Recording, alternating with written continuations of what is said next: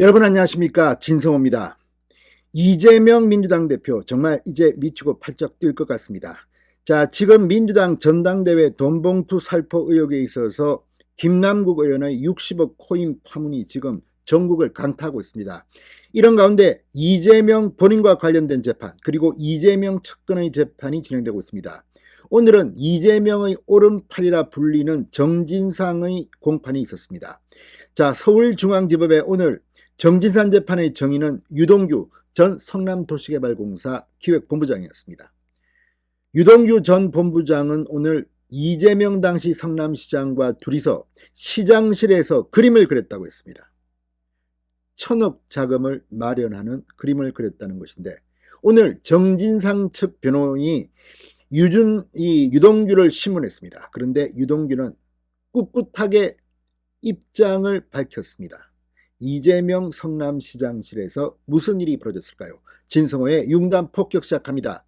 이재명 정진상실을 융단 폭격합니다.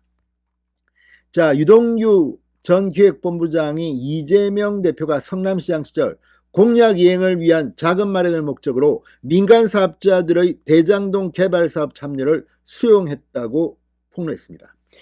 당시 이재명 성남시장 성남 제1공단 부지 공원화 사업을 위한 1,000억 원대 자금이 마련되면 민간 사업자들과 사업을 진행하도록 자신과 협의했고, 직접 그림까지 그려가며 유동규가 설명했다는 겁니다. 자, 오늘 서울중앙지법 형사비 23부 조병구 부장판사 심리로 진행된 정진상 전 민주당 당대표실 정무조정실장의 특정범죄 가중처벌 등에 관한 법률 위반 뇌물 등 혐의 재판에서 유동규에 대한 정진상 측의 반대 신문이 진행됐습니다. 이날 신문은 유동규가 2014년 4월 이재명 성남시장실에서 이재명 대표와 대면했다고 정한 부분에 집중됐습니다. 정진상 변호인은 이 유동규의 진술의 신뢰성을 떨어뜨리려고 했고, 유동규는 여기에 맞서 재차 입장을 밝혔습니다. 자, 정영학 녹취록에서 유동규는 대장동 토지 수용 문제와 관련해 남욱 변호사에게 포장해서 시장님한테 던져주면 된다. 시장님도 나한테 그림까지 그려가면서 진짜 너하고 나만 알아야 한다고 했다고 말했습니다. 자, 이 정영학 녹취록에 나온 대목, 여기에 대한 공방이 이렇습니다. 이재명 대표의 공직선거법 위반 혐의 공판에서 다뤄진 내용으로, 당시 이재명 대표는 유동규가 이 같은 내용을 정진상 측으로부터 들었다고 검찰에 진술한 부분 등을 거론하며 신빙성을 지적한 바 있습니다. 오늘 유동규는 분명하게 말했습니다. 이재명 시장이 나한테 그렇게 얘기했고, 그림을 그려가며 나는 1공단만 있으면 돼, 다른 건 필요 없어라고 했다. 공약 이행이 중요하기에 형태는 중요하지 않았다라고 강조했습니다. 정진상 측이 당시 정의는 대장동 사업에서 1,000억 원을 만들면 남욱 등과 사업을 진행할 수 있다는 인식을 갖고 있었나라고 묻자, 유동규는 이재명 씨가 나한테 그렇게 얘기를 했다. 시장실에 앉아 둘이 그림까지 그려가면라고 받아쳤습니다.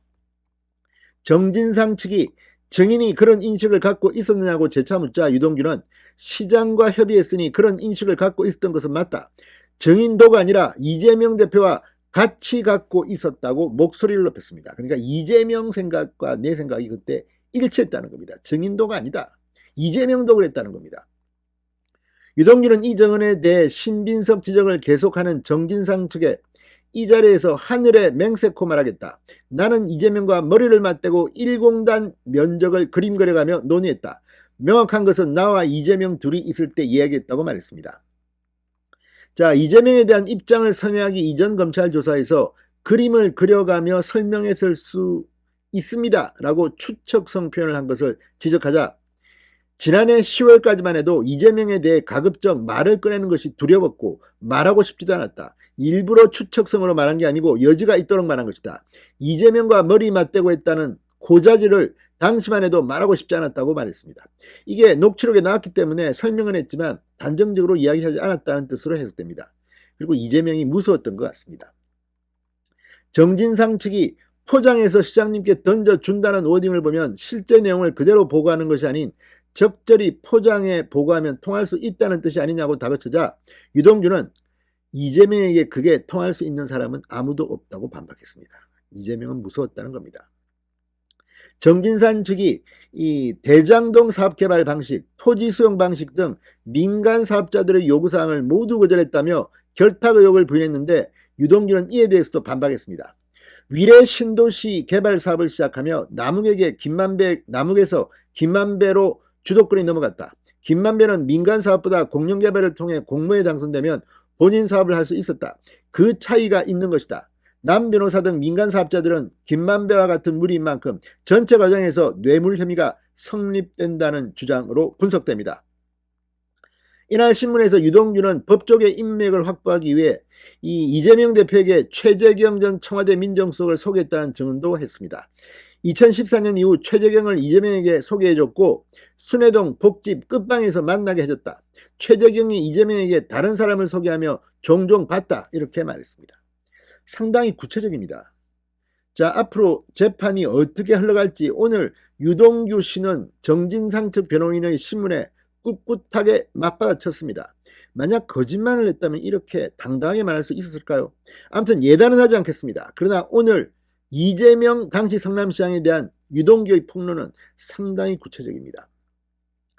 이재명 지금 전당대회 돈봉투, 김남국 코인 골치 아프지만 본인 재판 그리고 본인 측근 재판 때문에 조만간 정치적 종착점이 보이는 듯도 합니다. 진성호의 융단 폭격이었습니다. 여러분 감사합니다.